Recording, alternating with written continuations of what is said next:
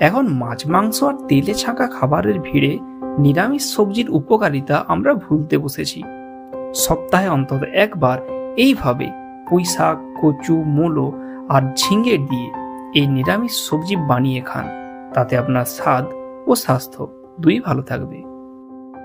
প্রথমে সবজিগুলোকে যেমনভাবে ছাল ছুলে কেটে নেওয়া হয়েছে ঠিক সেইভাবে কেটে নিন।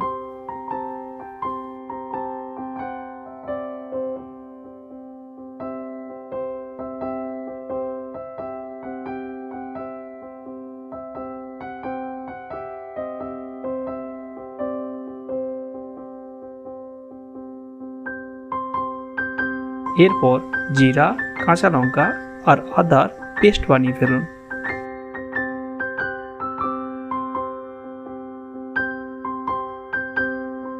এবার একটি কড়াইয়ে ফুটন্ত জলে নুন, হলুদ আর চিনি মিশিয়ে সমস্ত সবজিগুলি একসাথে সেদ্ধ করে ফেলুন।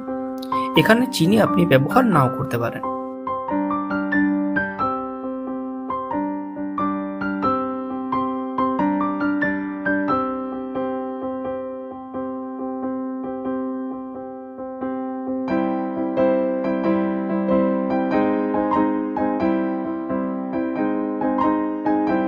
এবার তাতে জিরা, আদার, কাঁচা লঙ্কা বাটা ও ধনে গুঁড়ো দিয়ে 5 মিনিট ফুটিয়ে নিন।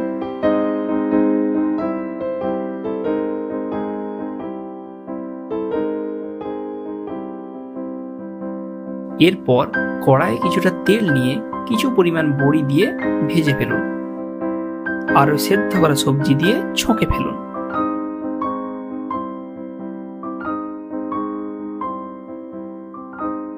চলুন আমাদের তৈরি সুস্বাদু ও স্বাস্থ্যকর নিরামিষ খাবার।